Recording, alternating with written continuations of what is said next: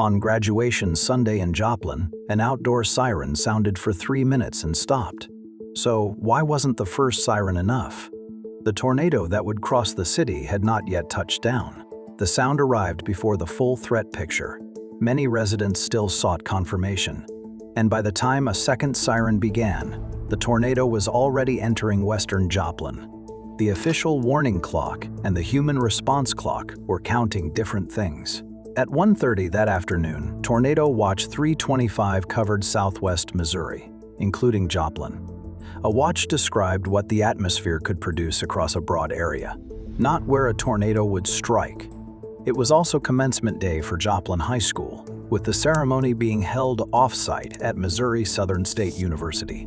At 5:09, the National Weather Service issued Tornado Warning Polygon 30 for western Jasper County, including northeastern Joplin. That warning concerned a different storm or circulation from the one that later crossed the city. At 5:11, Joplin and Jasper County began the first 3-minute siren activation, prompted primarily by funnel cloud reports west of Joplin and roughly coinciding with Polygon 30. The siren stopped at about 5:14. 3 minutes later, the threat picture changed. At 5:17, Tornado Warning Polygon 31 covered all of Joplin, southwestern Jasper County, northwestern Newton County, and southeastern Cherokee County. Radar indicated a tornado near Riverton, moving northeast at 40 miles per hour, and the bulletin called for immediate cover. This was the warning for the storm that would produce the Joplin tornado. In 6 minutes, a broad outdoor sound had been followed by a citywide, storm-specific warning. But only the written and broadcast message could show what had changed. A warning polygon is a boundary drawn on a map.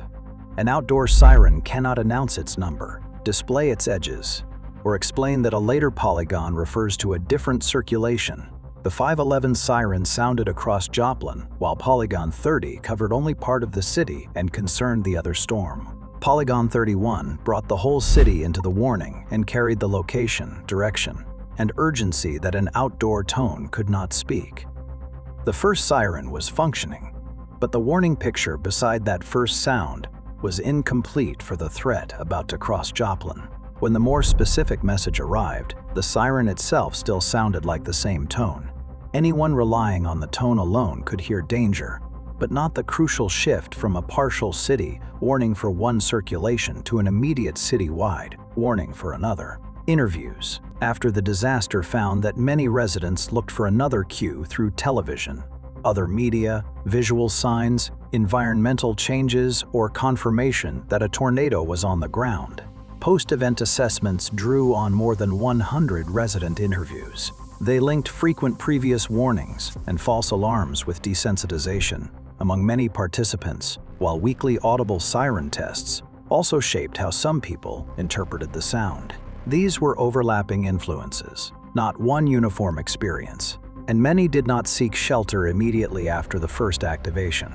Polygon 31 still provided 17 minutes from the 5:17 warning to touchdown, and about 19 minutes to entry into Joplin's western suburbs. Those are fixed intervals between an official warning and two storm events, not a measure of every person's sheltering opportunity. Residents did not all receive, interpret, confirm, and act on the message at the same instant. For some, usable response time was consumed while the threat was being checked against another source or another sign, leaving less of the official interval after the danger felt personal. Then the sequence accelerated. At about 5:34, the tornado touched down southwest of the city limits. At about 5:36, it entered Joplin's western suburbs. At about 5:38, it reached Schifferdecker Avenue and began producing EF4 damage as Joplin started the second 3-minute siren activation. Touchdown, city entry, severe damage, and the second siren unfolded as one tightening movement across 4 minutes. The second activation belongs at the end of that movement, not before the tornado reached the city. It introduced another public cue while the damage path was already advancing.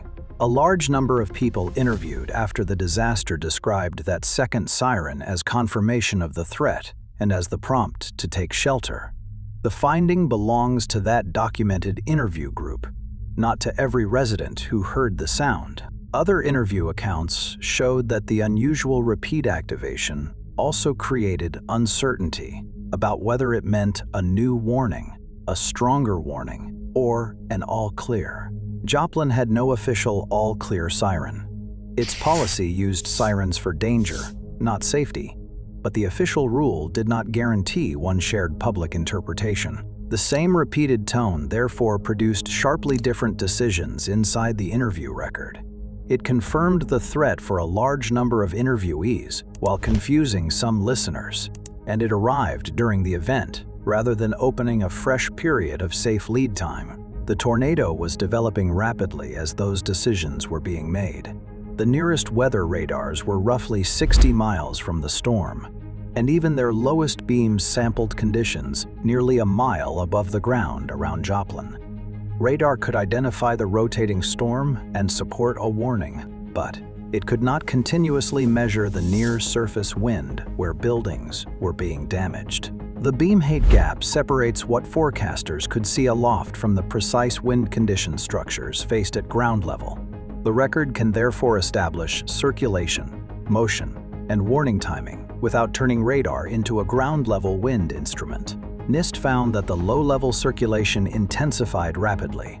That makes the missing near-surface detail important, but it does not reveal one precise trigger or an exact minute when peak intensity began. The official record rates the tornado EF5 with a maximum width of roughly 1 mile and estimated peak winds above 200 miles per HR. Those are maximums for the storm, not wind measurements assigned to every address. The EF scale is derived from observed damage, so investigators use the condition of buildings and other indicators to estimate intensity along the path. Later engineering work disputed how much of the path showed EF5 damage, while the official rating remained unchanged. St. John's Regional Medical Center, Home Depot, Joplin High School, homes, apartments, churches, and businesses all lay along the path, but their construction, exposure, interior protection, and available shelter differed. The damage record establishes that major structures failed or were severely damaged under different conditions. It does not prove that every named structure or neighborhood experienced the storm's maximum estimated wind. St. John's Regional Medical Center was severely damaged, and its backup power failed. Home Depot and Joplin High School were destroyed or severely damaged. These failures reveal a physical limit that warning time alone cannot remove.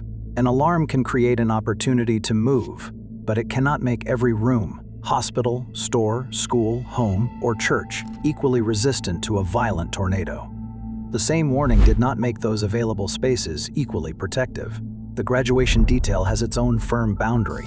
Commencement was being held at Missouri Southern State University, so Joplin High School was empty when the tornado struck it.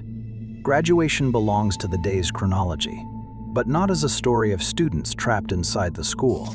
The tornado caused 158 direct deaths and more than 1,000 injuries. Interviews document delayed protective action among many residents, while the damage record documents severe structural vulnerability. The evidence cannot assign a precise share of those consequences to warning fatigue, confirmation seeking, siren confusion, storm intensity, building performance, medical disruption, or shelter availability. Those conditions overlapped, and no single failure carries the whole explanation. The first activation lacked the later warning's complete threat picture. Some residents sought more proof. The tornado strengthened quickly. The places available for shelter did not offer equal protection. Each condition narrowed a different part of the path from warning to safety, and their overlap made the remaining time less useful for different people in different places. The first siren wasn't enough because the sound was only the start of the warning process. It still had to become a clear, believed reason to act while the danger was changing and moving closer. When the first activation ended, the silence did not mean all clear. It was the shrinking space in which warning still had to become action. By the second sound, for many of the people later interviewed, that space had closed.